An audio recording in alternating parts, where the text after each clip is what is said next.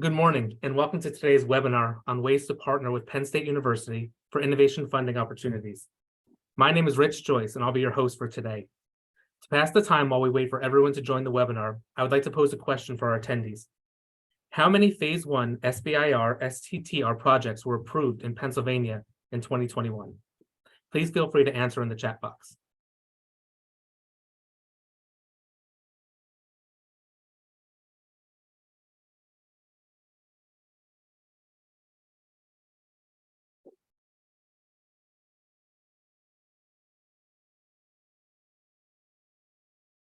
The correct answer is B.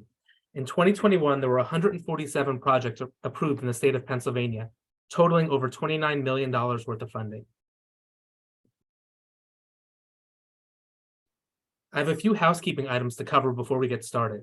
1, all attendees are automatically muted with their camera turned off. If you have any technical difficulties accessing or hearing the presentation, use the chat pad and we'll try to correct them promptly. 2, attendees can submit questions at any time during this 40 to 50-minute presentation using the Q&A button. However, we will wait until our Q&A period at the end of the webinar to answer the questions. This will allow us to move efficiently through the material.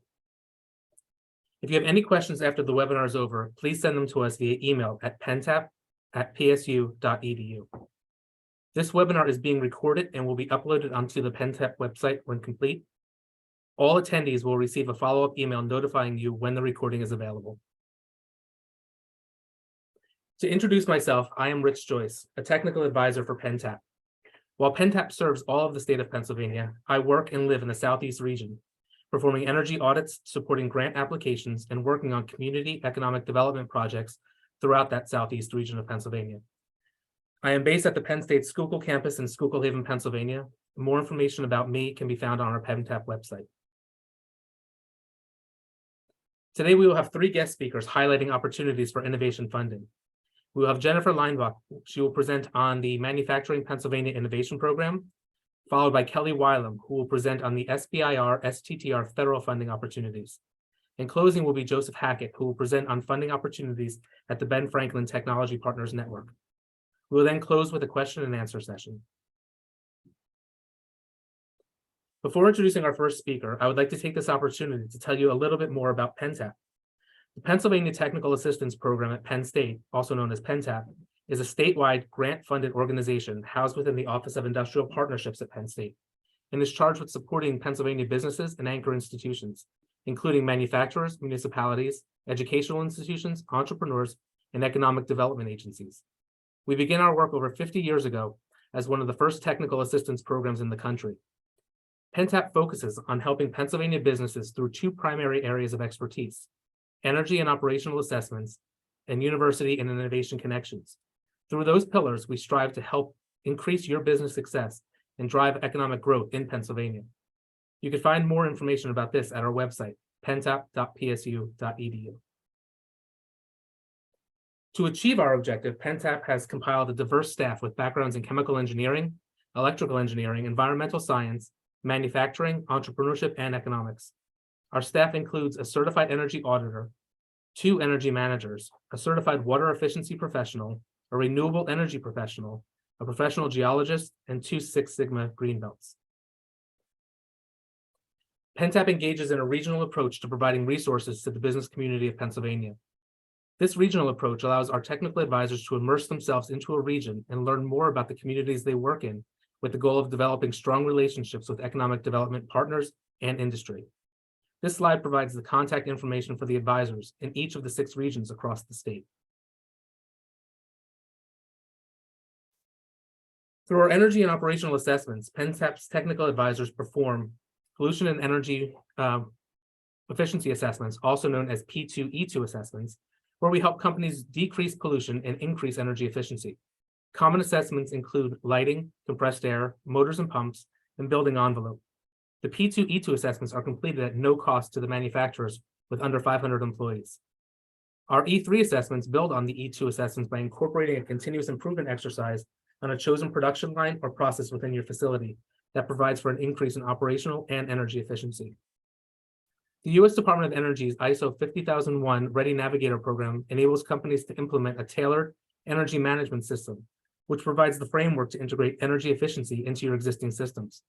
PennTAP is one of a small group of organizations selected by the Department of Energy to provide training for this program and a cohort of manufacturers.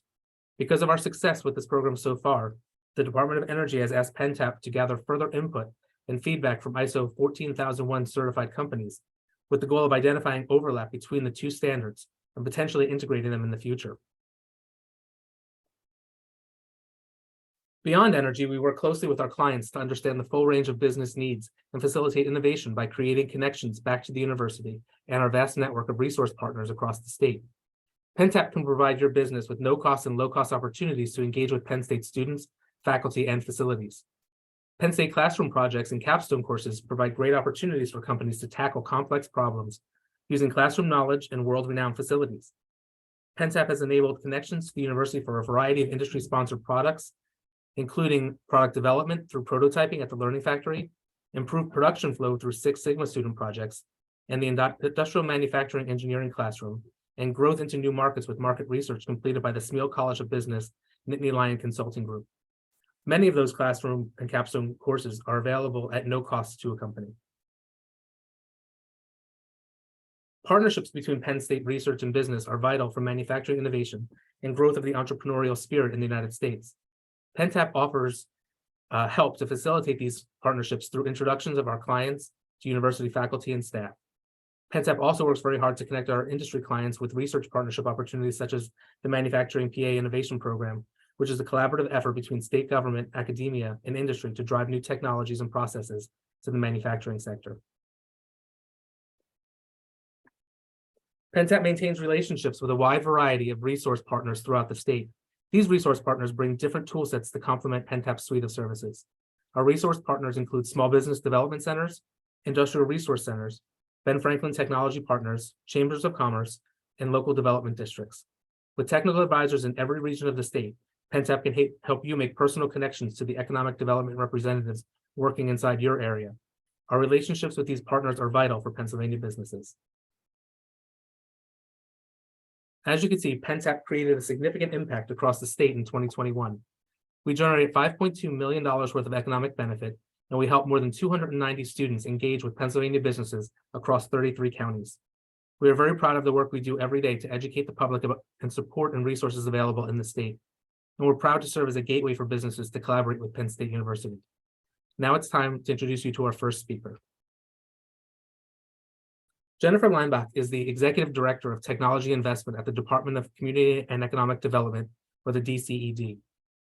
Ms. Leinbach serves as the Executive Director at the Ben Franklin Technology Development Authority and oversees a variety of technology-based economic development programs, including the PA Manufacturing Innovation Grant Program, PA Infrastructure Technology Alliance, Life Sciences Greenhouses Initiative, Ben Franklin Technology Partners Challenge Grants, Supercomputing, Powdered Metals, and most recently, the State Small Business Credit Initiative Equity Investment.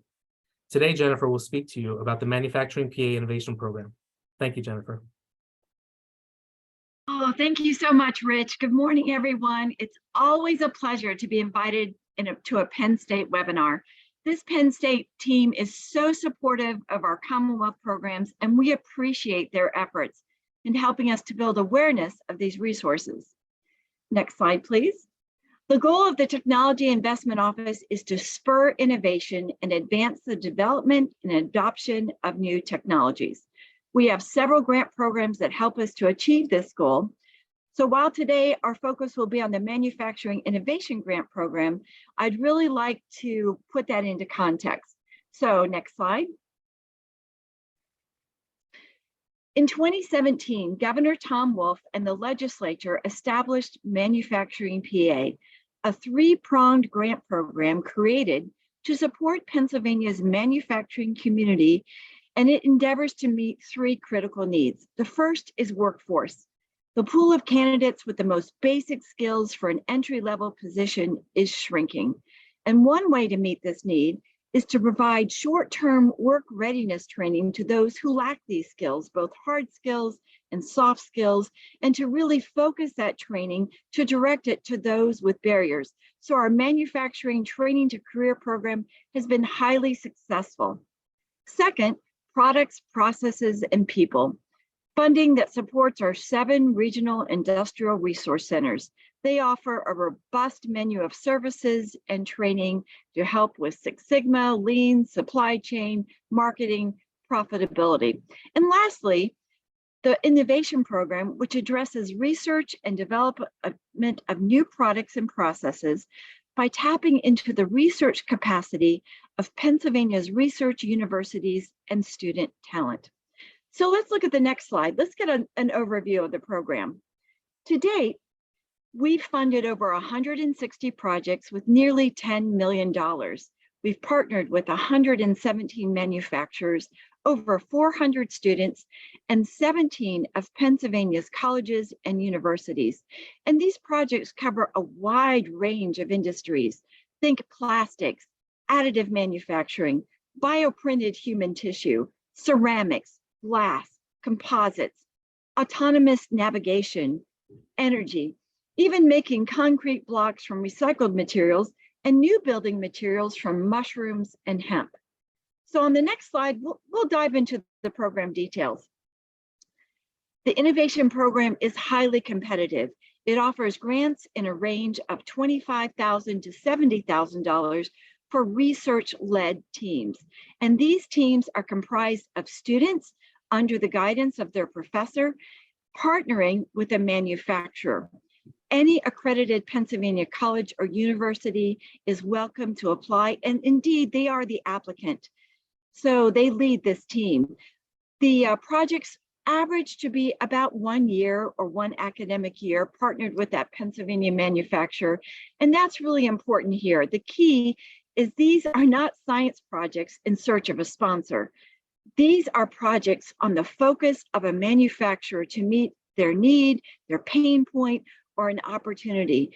What we have found is that many of our manufacturers, especially small and medium-sized, they can't afford to have their own R&D department. They can't afford to take people off the line or close down a line to try some new variable or new process. And this is a great way to let our students, that research capacity, really focus in on those needs. It gives the students real world experience and it meets that need. So the funding is primarily used to support a graduate or undergraduate student in this effort. It's a true fellows program, but it can be combined. It does require a 1-to-1 match, and that can easily be achieved by either cash or in-kind support from a manufacturer with their staff time or their materials, the university faculty time, because no funds can be used for faculty payroll. This program truly is designed to support the students and give them that real world experience. And as a result, several of our student fellows are hired directly by the manufacturing partner on these projects after they graduate. It's also available to be used as a project or capstone course. We're open to that. We even allow and encourage universities to collaborate on projects. And when that happens, the amount available can be increased. So instead of being capped at 70,000, if we have 2 university partners, 2 teams of students working, we can increase that funding to 140,000. The period of performance is August 1, 2023 to July 31 of 2024. So let's look at the next slide and find out how can you apply. Well, everything that you really need to know about this program can be found online at manufacturingpa.org. We just issued a request for proposals that is due November 7th. And the proposal form is not intimidating at all. It's about 4 pages. Templates are provided, and we hope to make award notices in early March. If you're a manufacturer on this webinar who has never worked with a university and you have no idea where to begin, we offer a matchmaking program on our website. So if you go into manufacturingpa.org and at the very top, click that Get Involved, and the first item on that page is submit an idea for a project or join the mailing list. You simply click on Inquiry Form to tell us a little bit about your company, your project idea, your question or technical challenge to be solved, and on your behalf, we'll send it out to all of our participating colleges and universities so that they can identify professors and teams of students who have expertise and interest in that field and would like to assist.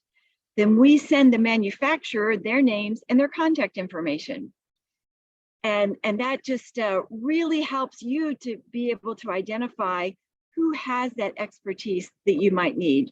In addition, we host a manufacturing expo every year in Harrisburg, where we bring all the students, their guiding professors, and manufacturers together to showcase these projects, as well as a keynote from industry to talk about trends in innovation and what's next for manufacturing. All of this information can be found on manufacturingpa.org. And I believe on the next slide is my full contact information. Should you want to contact me about anything, any of the other programs that you heard about. And thank you so much. I really look forward to answering your questions. And now I'm going to sit back and hear from my esteemed colleagues. Thank you, Jennifer. I'm now pleased to introduce you to Kelly Weiland. Ms. Weiland has 25 plus years experience with a variety of business and economic development programs and initiatives in Pennsylvania. She currently directs the Innovation Partnership, IPART, Pennsylvania's premier Sbir Sttr statewide assistance program. Ms. Weiland was part of the IPART's origination team spearheaded by Pennsylvania DCED in 2002. IPART is truly a statewide collaboration, bringing to bear the counseling, business assistance resources of more than 18 Pennsylvania-based organizations and institutions of higher education, assisting tech-based entrepreneurs and existing businesses to grow and thrive in the Commonwealth. Ms. Weiland provides clients with business-focused counseling, grant proposal assistance and training, and supports the IPART network through member organizations throughout Pennsylvania. She is seasoned in grant preparation, funding acquisition programs, and project management and financial administration. She has a bachelor's degree in PR communications from Millersville University and a master's in government from Lehigh University.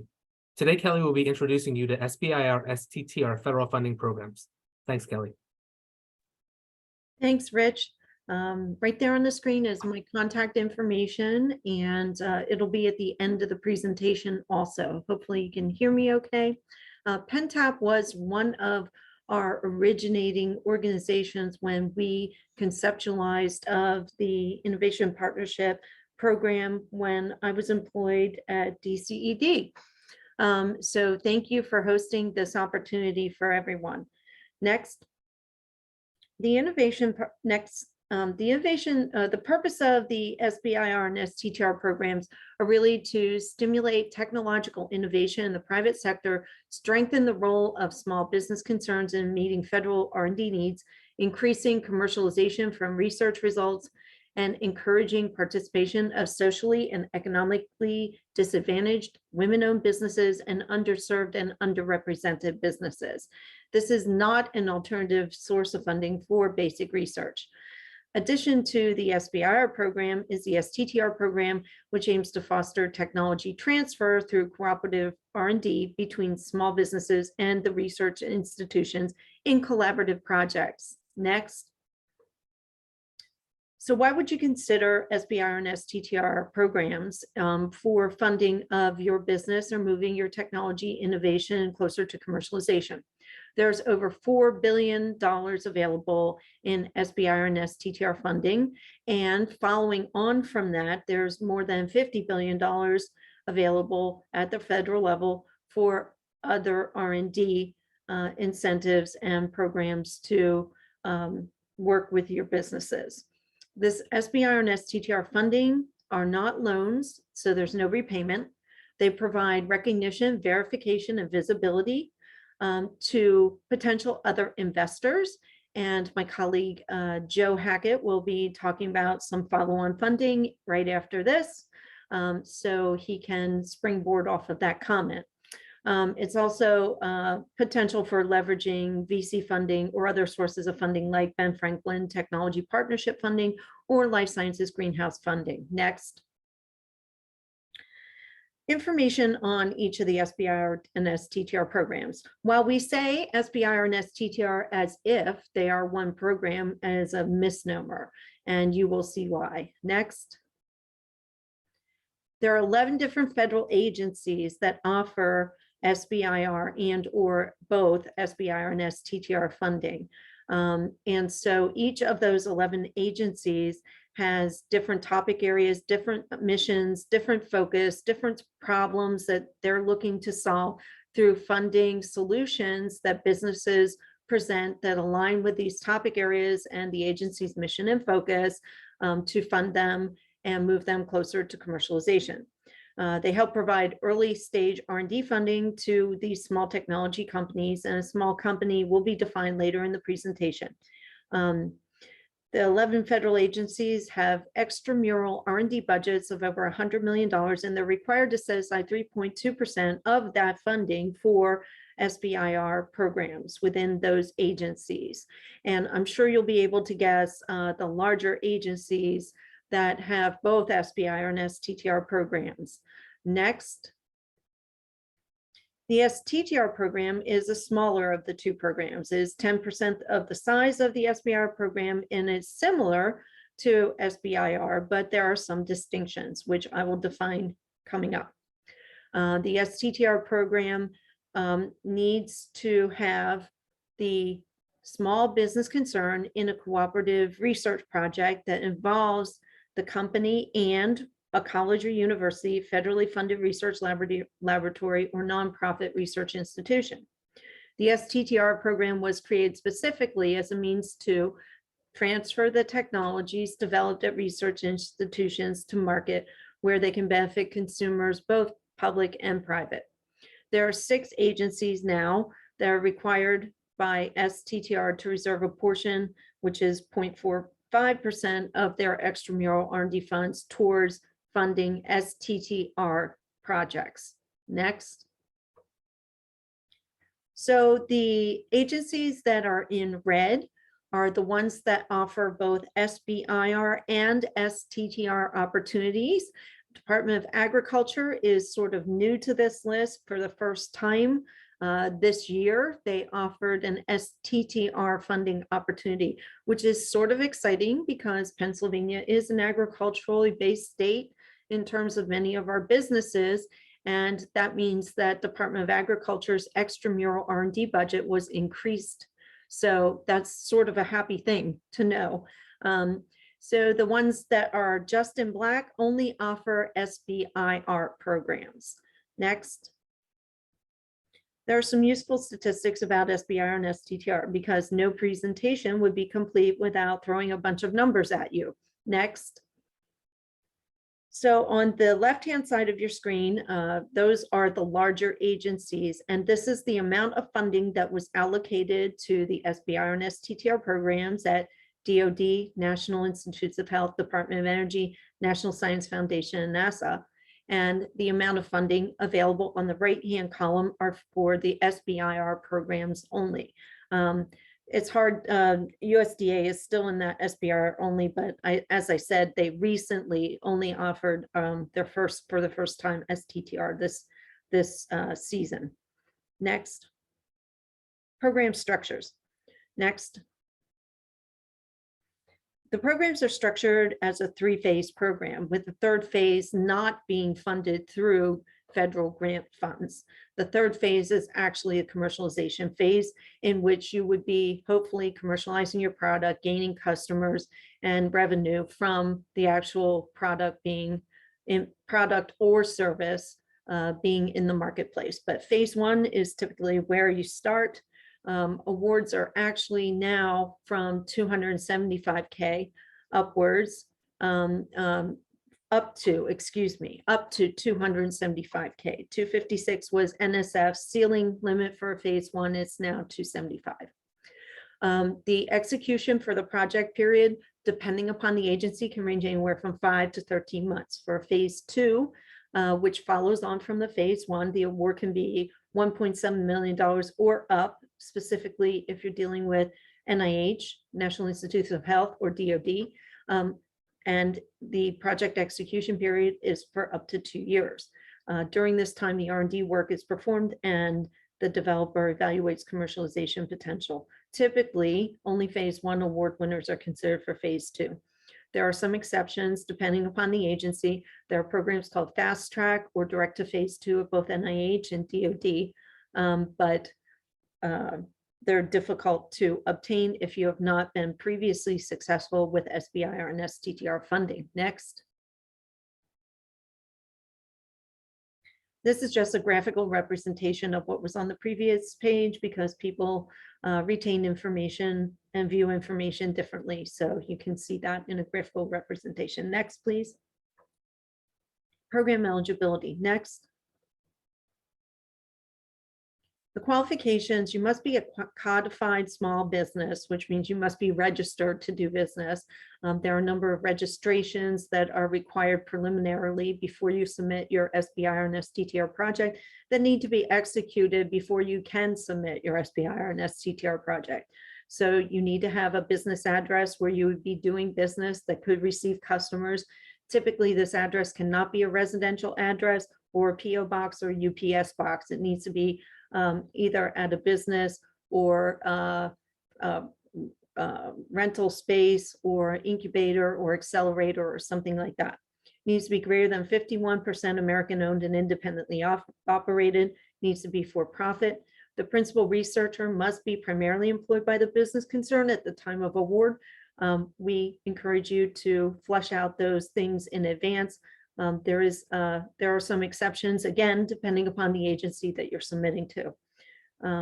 A small business is considered to be less than 500 employees. Next.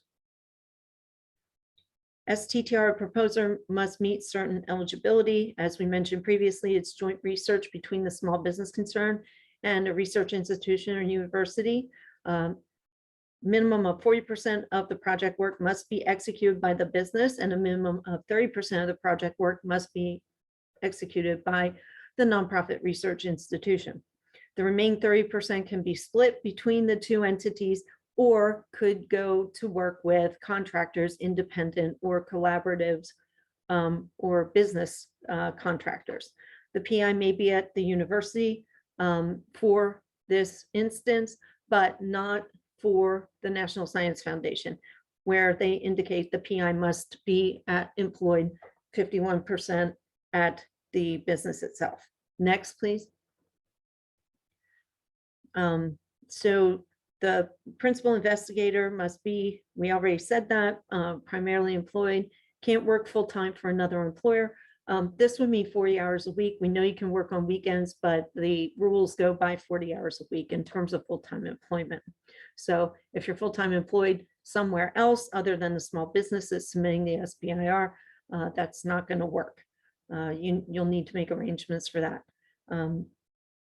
Different agencies have different rules on the percentage of time that must be allocated to the project work. And again, it depends on the agency. Next.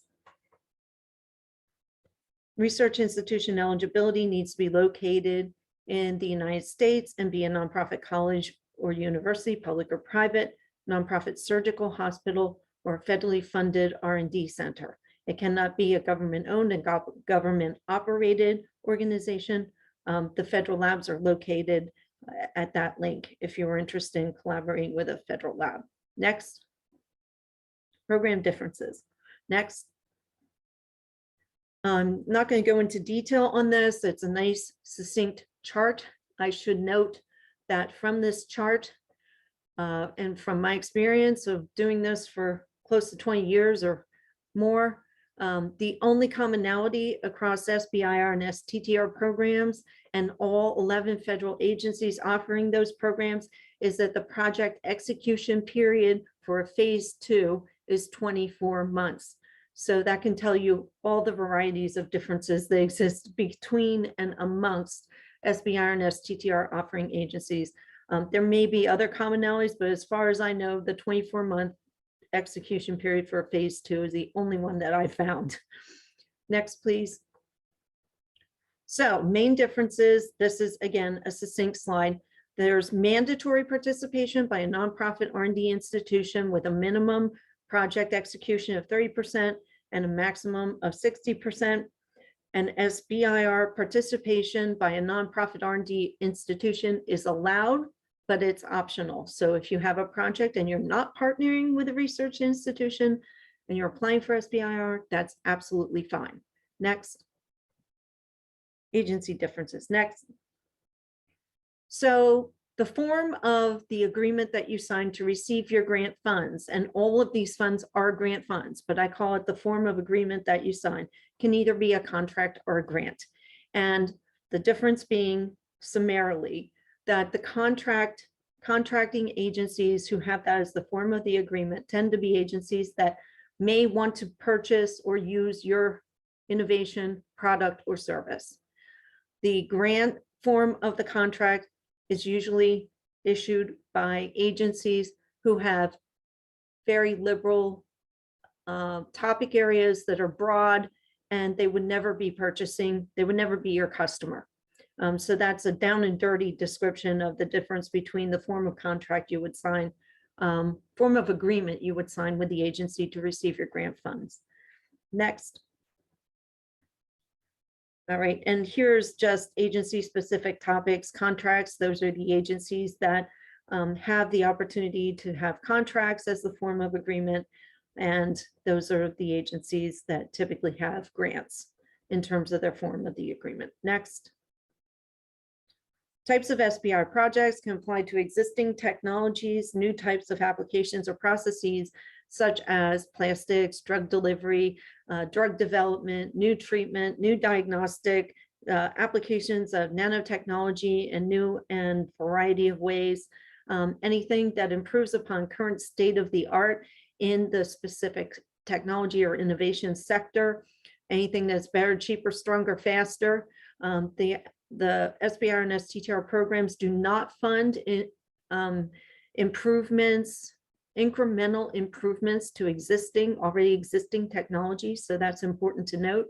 There needs to be new work being done that has not previously been done, or if there is a basis of data from which you are gathering more data to prove out what you're pursuing, that may be fine as well. Recycling and renewables are also a high priority area for NSF, Department of Energy, EPA, and USDA. Next. Important things to consider. Some things that are important to note. Timing is extremely important. It can take 4 to 6 weeks to complete the necessary registrations, which I mentioned you need to have before you're able to submit your full proposal. The solicitation schedule, again, Sbr and Sttr, when we talk about it, sounds like it's one program, but each agency issues their topics at different points of the year. They all have different deadlines. They all have different timeframes from when they issue the topics to when the proposal is due to be submitted. So this is part of the reason the Innovation Partnership exists, is to help guide you in a more efficient way to pay attention to the important aspects of things you need to achieve and get done to be able to submit a competitive proposal. Next, please. Okay, we kind of covered that already. Get agency registrations and certifications, open solicitations. You respond to the topic with a proposal. The proposals are evaluated, then the grants are awarded. From the time that you start working with the Innovation Partnership to when you receive your Sbr or Sttr funds and submit your proposal could be a year and a half, or more, depending upon the agency. So timing, again, is important. You have to plan for this in advance. Next, please. So a little bit about the Innovation Partnership Program, and there's the website link. You can go there at any point and have a ball. Next, please. We're a consortium of economic development, business assistance organizations, and institutions of higher education located throughout Pennsylvania. As Rich said, there are 18 organizations with over 75 locations. So hopefully, no matter where you're at within the Commonwealth, you should be within a stone's throw of one, if not one or more of our partner organizations, who all provide a variety of business assistance services along the commercialization and reinvention continuum. We provide a free high-level pre-proposal Sbr to technical reviews to clients, opportunities for clients to receive phase 0 proposal preparation, grant funding, assistance to defray final proposal preparation costs, and training and educational opportunities for clients and partner staff. Next. This is a brief snapshot of some of our partner organizations. On our website, we have a carousel that has a hyperlink to all of our partners, and the partners are listed on a separate and independent page. And you can check out all of their services that they provide independently beyond the innovation partnership. Next. I think, yeah, so just go ahead and click through those. So we help with federal registrations. We help guide you through that. There is a guide to federal agency registrations on the website under federal funding resources and links. You can download that. There are hyperlinks in there that take you directly to federal registration sites. You should never be paying for any of these federal registrations. They are all free. If you land on a site or you Google and you end up somewhere that's saying they'll get you your registrations for $500 or $2,500 or $2,000 or whatever it is, it's a scam because they're all free.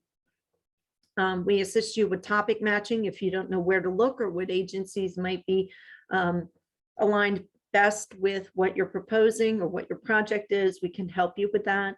We can obviously help you with the timing to ensure that you're getting everything done in a timely manner and you're submitting the most competitive proposal you can. Again, we help with our proposal. We help you with proposal development. Next.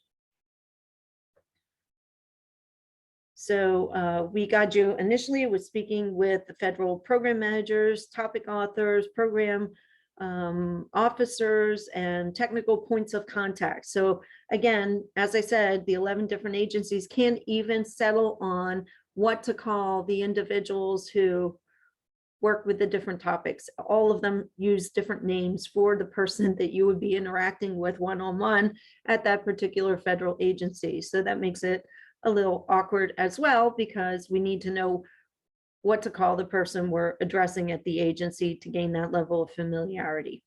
So we have some instruments to help you preliminarily interact with the agency once we find the topic that you're best aligned with, to ensure that you're best aligned with that topic, and talk to the agency and familiarize yourself with that program manager. We've been doing this for a long time. I think my colleagues in the investment committee, if we combine all of our experience and background working with small technology businesses in Pennsylvania, we have something like over 160 years of experience in our investment committee alone. Next. So I'm going to move quickly here and just let you read about that. All this information is on our website. Not only do we offer the free technical review and the guidance on your proposal preparation, but along with that and based upon that pre-proposal structure, we have small amounts of funding available for you to work with a preferred grant writing professional, of which we have a pre-screened and curated list from folks that are from around the country who specialize in Sbr and Sttr grant writing assistance. So micro voucher and grants are for phase 1 applicants, which a majority of our innovation partnership clients are, because they're first-time applicants or they're applicants who have tried to submit a proposal previously and been unsuccessful.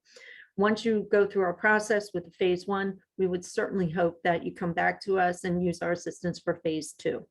We also offer travel and training support now that we are back to doing traveling.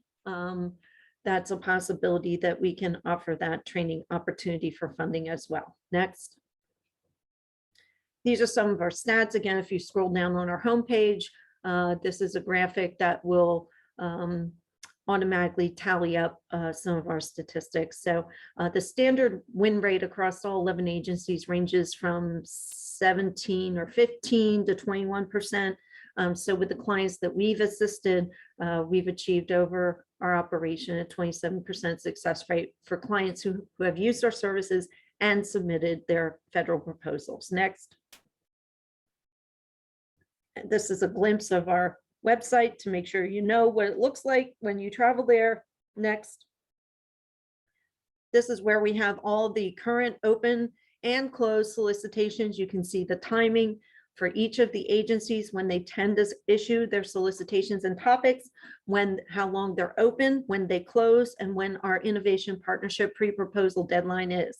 Please read the information carefully. 90% or more of being successful at Sbir and Sttr is reading and following instructions. Next. This is where some great information is located. Under the IPAR programs on the website, there's our program descriptions, but federal funding resources and links is a handy place to favorite because we have all the microsites for all the SBR programs and all the federal agencies located there, as well as really terrific resources. Our guide to agency registrations is there, and hopefully it's a convenient place for you to explore a lot of Sbir and Sttr detailed information. Next. And again, this is my contact information. So I'm sure if you have any questions, I'll be happy to answer them when we're finished. Thank you. Thank you, Kelly. Now I have the pleasure to introduce you to Joe Hackett. Joe has 20 years of experience in financial services, beginning with an SBA lending, commercial lending, and middle market lending. In early 2000, Joe moved to the wealth management side of the banking, focusing on investment management and both financial and estate planning. Transitioning to private banking combined all the aspects of Joe's background that led to alternative investment angel investing. Joe leads MI12 Ventures, a York-based angel group comprised of 73 physicians spread across 9 states. Joe leads the South Central Ben Franklin team covering the 8 counties, including Harrisburg, Lancaster, Hanover, Carlisle, Chambersburg, Lebanon, and New York. Ben Franklin provides contacted companies with HR, accounting, market research, presentation guidance, slide deck development, angel, and venture capital introductions and connections, introductions to strategic partners, team members, advisors, board members to help them create the resources and elements to create a sustainable business model. Thank you, Joe. Thanks, Rich, for that kind introduction. So today I want to talk about Ben Franklin. While Rich introduced that we cover a specific area, Ben Franklin is actually a statewide organization, and we have the privilege of working with and being funded by Jennifer and her organization. And while the presentation that Kelly gave was very detailed, you're going to find that she is an amazing resource if you decide to go into the grant funding area. It sounds complicated, but she simplifies it. So, but back to Ben Franklin. So Ben Franklin is, again, a statewide organization. Ben Franklin was created in 1982. Sorry about that, by the Thornburg administration. And could you go to the next slide, please? And the Thornburg administration created, we were the first state in the country to have an institution or an organization that was designed to commercialize the intellectual property that was being created at institutions of higher education. We happen to be connected to Penn State. You know, the premise there is that we don't actually have a back room per se. We rely on Penn State and their back room to be ours. And so we're located at Innovation Park. And one of our key focuses is on manufacturing. And the reason that we're able to work both with manufacturers and with early stage companies is because of a team of people that we call our transformations group. They carry titles like entrepreneur in residence or executive in residence. Most of the folks on our team have in excess of 20, 25 years of experience working in technology companies, either having started them or having sold them. And they bring that wealth of resource of information to the companies that come to us and are looking for help. So this slide indicates where we work, and our group is actually broken into 4 categories. You can see that the group that Rich outlined is our group, which is in dark blue. And then we have the green group, which encompasses the State College area. And we go as far west as Lake Erie. So we cover from southeastern Lancaster County to Lake Erie and all the counties in between. The area below the yellow and to the left of the red is the Pittsburgh area. And those are the counties that they cover. To the right of the blue area, there's about 6 or 7 counties there, and that encompasses the Philadelphia ecosystem. And then to the north, right of the blue and above the blue and right of the green is Lehigh.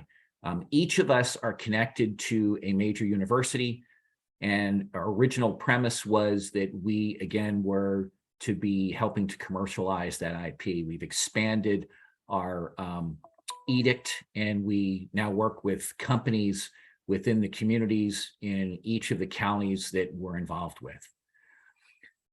Next slide, please. So the way we work with our companies, in particular manufacturers, we're seeing a lot of opportunities with reshoring and with supply chain interruptions, and we see there being opportunities for those companies to go out and investigate and find opportunities. Both Kelly and Jennifer both mentioned, some of the programs working with the colleges or universities around the state as a way to be able to expand the capabilities of an individual small manufacturer. And we do that by helping to not only make that connection, but also with funding. We also do some very small grants, $10,000 to $25,000. And then we do some other funding, which I'll talk about a little bit later. But those are all methods that we use in order to help facilitate perhaps taking a project that you're working on that is governmental and trying to convert that. And that might be the conversion of some of the metal components or some of the plastic components to products or materials that maybe would make it a commercial application pricing wise, as opposed to a military application. But in this framework, what we're trying to do is we're helping to create ecosystems that support the growth of these businesses.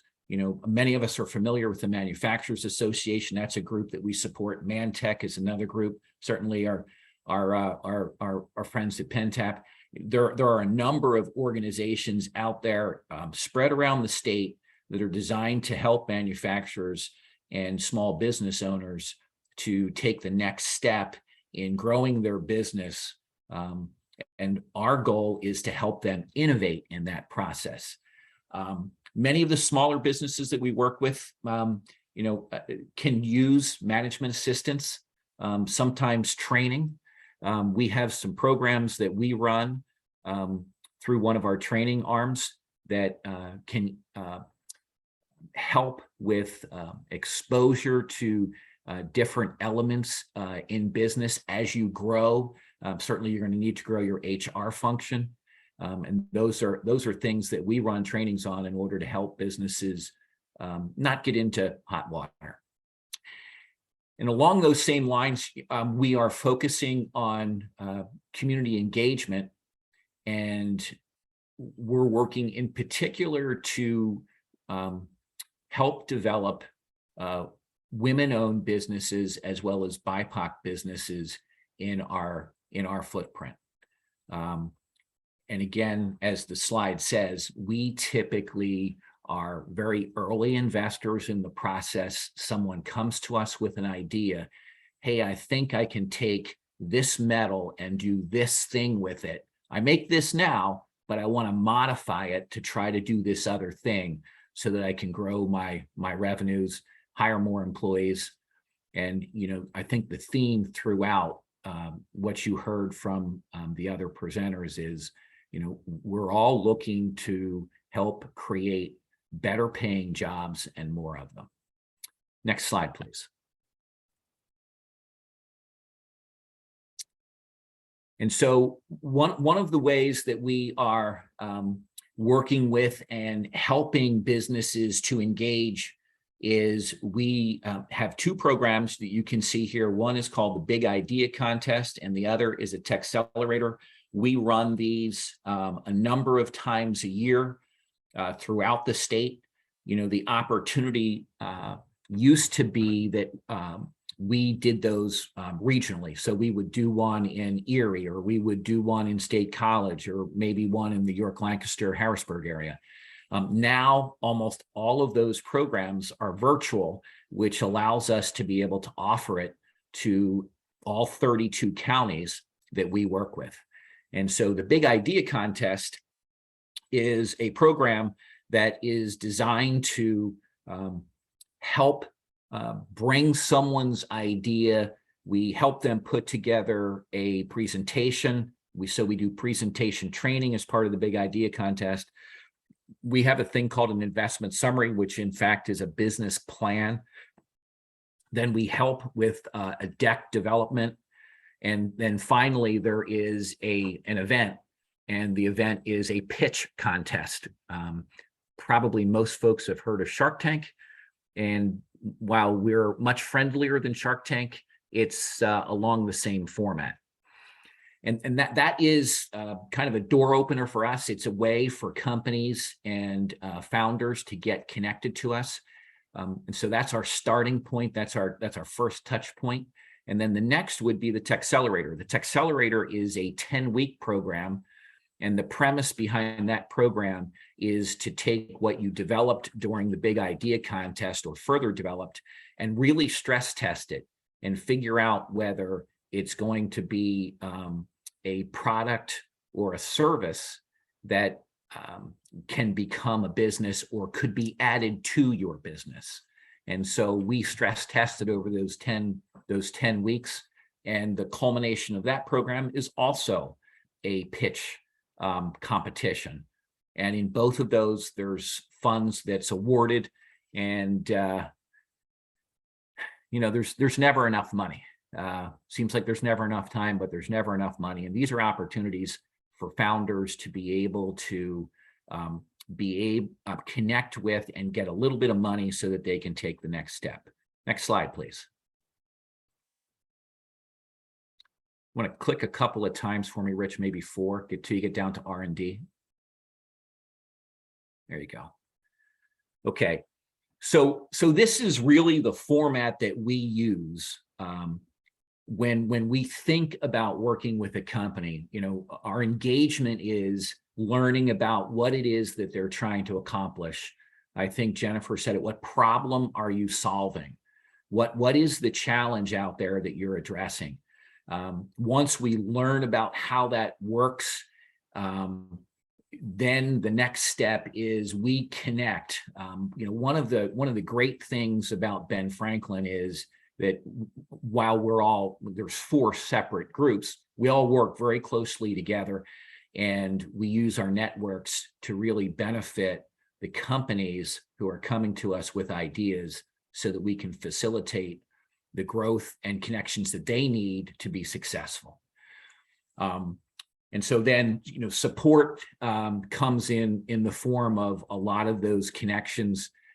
In particular, in the ecosystem, there are a number of New Tech Meetup, Keystone Merge, the Tech Council of Central PA, and there's a number of other organizations out there that Ben Franklin is active in and supports in order to be able to facilitate communication between founders. And then who isn't suffering from this today, but finding talent, especially if you're going into a new area. How do I find that talent?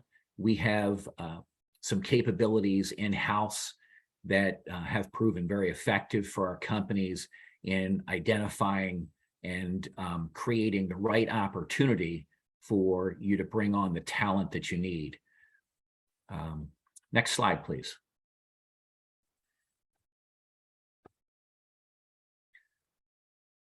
So here is that footprint that we talked about. And you can see on the right-hand side that manufacturing is the largest investment group that we've had in the last year. Another trend that you'll see is you can take almost any type of field and abbreviate it and put tech on the end, and it becomes a new space that somebody is looking at. Certainly biotech's an old one, but fintech and edtech and envirotech, these are all new spaces that we're engaging in. Click again, will you, Rich, please? 2 times. So in 2021, we did 32 investments and deployed the $7 million that you can see there. We created 415 jobs. We retained, and sometimes the help and resources that we provide are not necessarily to create new jobs, but to help a business restructure and retain the jobs that they have. And you can see the job retention number, and that was for 135 companies. And the impact is $3.90 for every dollar that we invested, which is it's a very good number, especially nationally. So next slide, please. So these are the things that Ben Franklin looks for when it's making an investment. And I use that term because now what I want to do is I want to talk about how we actually engage when it comes to putting money into a company. So our first step is to go through those other elements. We engage, we mentor, we help shape an idea, and then we get into the position where now we're looking to fund. And when we do funding, the terminology we use is a contract.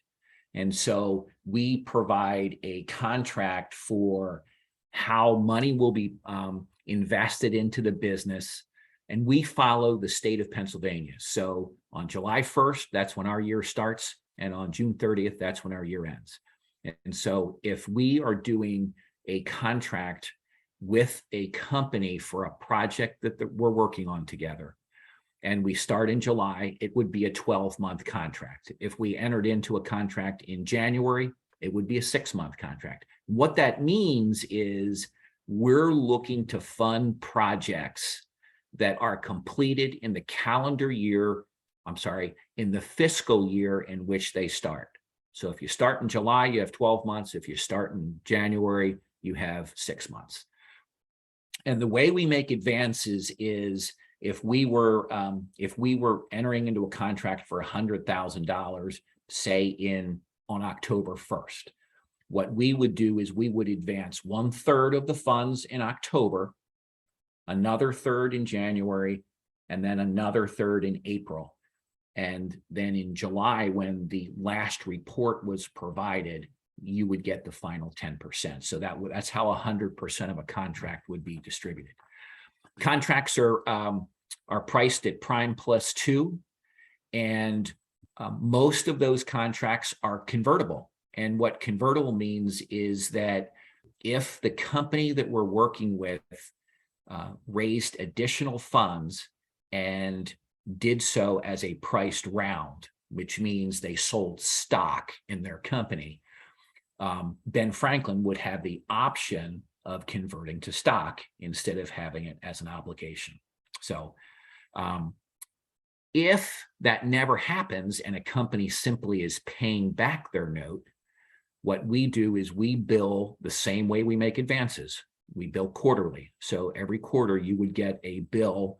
And we're a little bit unique. We're not quite like a bank. So when you borrow money from a bank, you start accumulating interest the day you borrow it. Our interest does not start accumulating until the next July. So if we did that contract that I mentioned starting October 1st, there would be no accrued interest that would happen through June 30th. Then on July 1st, it would begin to accrue interest and you'd make your first payment in October. Okay. Next slide, please. So here are a couple of examples of companies that we have recently funded.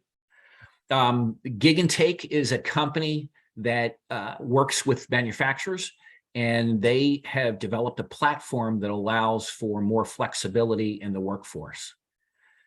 The one beside it, OE Data Watch, is a manufacturing related company. They are systems integrators and have created a system where they can do programming to either update controls for production lines or to update existing elements that are already on a production line And they can do it while the system is operating. So they have created a harness that allows them to be able to do the programming while the system runs, so there's no downtime.